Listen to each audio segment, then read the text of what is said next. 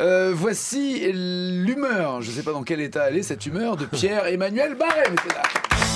Salut Nagui, salut tout le monde. Là, attendez, bonne nouvelle, j'ai une blague.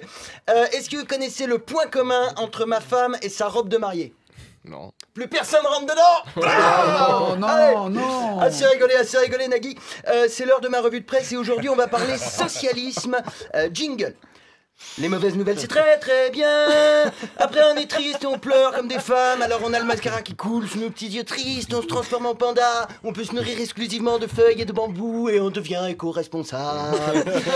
Alors c'est dingue, hein, j'ai l'impression d'être cancérologue. J'arrive, je m'assieds dans le fauteuil et je dis bon, j'ai une mauvaise nouvelle, hein. Après la loi de surveillance généralisée, après l'état d'urgence permanent, après l'amendement sur le secret des sources, après la réforme pénale, après la garde à vue de journalistes indépendants, le socialisme vous présente le fichier TES. Wouh! Et c'est quand même magique, hein, les mecs, tu leur files le pouvoir 5 ans pour qu'ils réduisent les inégalités.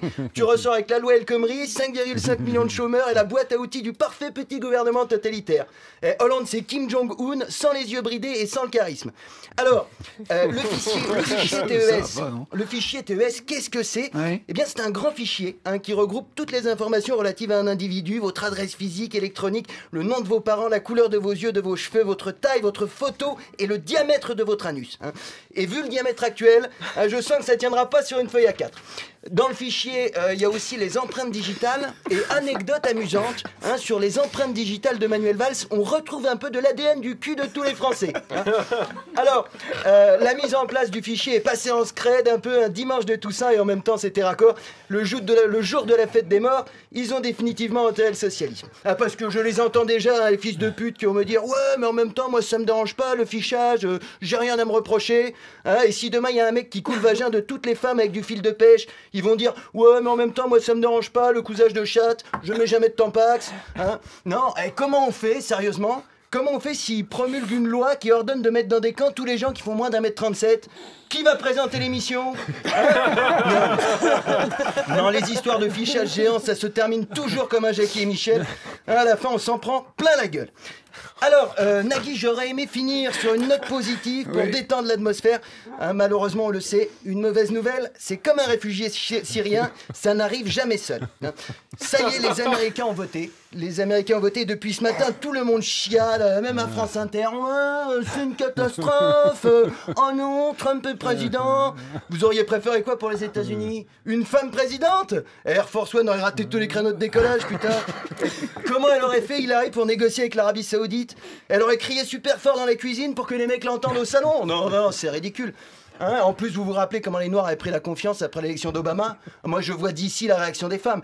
Et que je veux plus faire la vaisselle, et que je ne veux plus faire le ménage, et que je ne veux plus toucher ta bite sans le camembert, et que je ne veux plus toucher le camembert et sans ta bite. Non, soyons sérieux. Soyons sérieux, ce qui est vraiment choquant, c'est pas que les Américains aient préféré Trump à Clinton. Oh, ça montre juste qu'ils détestent autant l'oligarchie que les Mexicains. Hein, et puis je vous l'ai déjà dit, moi de toute façon, je n'attends plus qu'une chose des Américains, c'est qu'ils meurent, hein. Non, ce qui est vraiment choquant, c'est qu'ils aient élu un roux, putain. Les mecs ont élu un roux, merde. Ça va être quoi le prochain président des États-Unis? Un handicapé? Hein, remarquez, pour une fois, on aura fait un truc avant les Américains. Ah non mais sérieusement, il n'y a qu'un Américain pour élire un roux, hein. Personne n'aime les roux, je veux dire, même les roux n'aiment pas les roux, hein. Je suis sûr que quand il sera tout seul dans le bureau ovale, il va se mettre des petites claques à lui-même, Trump, il va dire « Ah, sale roux, t'as gagné, sale roux !» Puis après, il va appeler Mylène Farmer, il va lui dire « On a réussi, chérie! Préviens Cohn-Bendit et Audrey Fleurot, on fait une rousse partie à la Maison-Blanche !» Hein. Alors d'accord, avec Trump au pouvoir, ça va être chaud aux États-Unis pour les PD, les Noirs, Mexicains, pauvres et musulmans, mais en même temps, est-ce que c'était les plus heureux avant l'élection? Non, au contraire, j'ai la solution pour eux. Teignez-vous en roux et frottez-vous le corps avec du maroilles. Vous aurez l'air con, bien sûr, mais vous ne serez pas expulsé. Ah non, Nagui, au final, c'est un message fort que les États-Unis ont envoyé au reste du monde. Ça, c'est une vraie démocratie. Même un roukmout peut devenir président. God bless America, hein. C'est vraiment une belle histoire. Le mec, il a dû se faire traiter de sale roux qui pue par une bande de chicanos quand il était gamin. Et maintenant, il va pouvoir se venger en les expulsant tous. Retenons bien cette leçon, hein. Cessez d'emmerder les roux à l'école. Merci de m'avoir écouté. France Inter, Nagui, la bande originale.